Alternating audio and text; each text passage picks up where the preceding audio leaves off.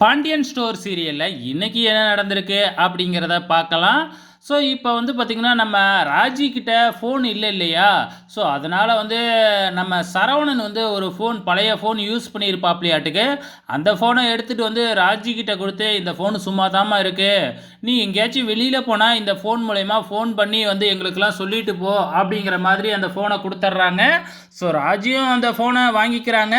So, அதுக்கப்புறம் என்ன நடக்குது அப்படின்னு பார்த்தீங்கன்னா, நம்ம கதிர் வந்து வீட்டு வாசல்ல உட்காந்து அப்படியே ஃபோனை பார்த்துக்கிட்டு இருக்கிறாப்ல. அப்ப வந்து பார்த்தீங்கன்னா, நம்ம ராஜியோட அப்பாவும், சித்தப்பாவும் பைக்ல வந்து இறங்குறாங்க.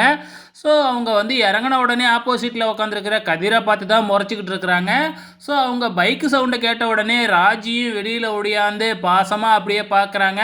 கொஞ்ச நேரம் முறைச்சு பார்த்துக்கிட்டு இருந்த ராஜியோட அப்பாவும், அம்மாவும், அப்பாவும், சித்தப்பாவும் அப்படியே திருப்பி வீட்டுக்குள்ளேயே போயிடுறாங்க.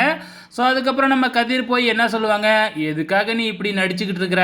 அப்பாவும், சித்தப்பா மேலேயும் அவ்வளோ பாசம் இருந்ததுன்னா, அவங்க பார்த்து வச்சிருந்த மாப்பிள்ளையே கல்யாணம் பண்ணியிருக்க வேண்டியது தானே! அதை விட்டு எதுக்கு அந்த கண்ணன் கூட ஓடுன? இப்போ வந்து ட்ராமாவ போட்டுக்கிட்டு இருக்க.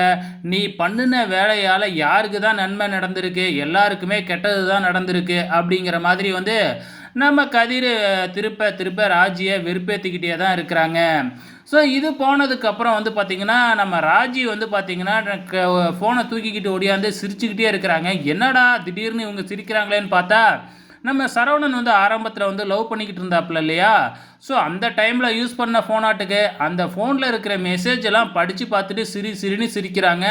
அவங்க பார்த்தது மட்டும் இல்லாம, வீட்ல இருக்கிறவங்க எல்லாருமே அத கேட்குறாங்க.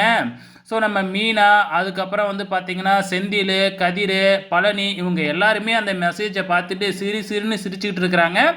ஸோ, அதுக்கப்புறம் வந்து பார்த்தீங்கன்னா, நம்ம மீனா வந்து பார்த்தீங்கன்னா, சரவணனுக்காக ஒரு பொண்ணு பார்த்துருந்தாங்க இல்லையா? அந்த பொண்ண பார்க்கறதுக்கு போறதுக்காக வந்து ரெடி ஆகிக்கிட்டு இருக்கிறாங்க. ஸோ, அப்ப சரவணன் வந்த உடனே கப்புன்னு அத நெனச்சு பார்த்து எல்லாருமே சிரிக்க ஆரம்பிச்சுட்டாங்க. இவங்க என்னடா சம்மந்தமே இல்லாம சிரிக்கிறாங்க அப்படிங்கிற மாதிரி எல்லாம் பார்த்துக்கிட்டு இருக்கிறாங்க.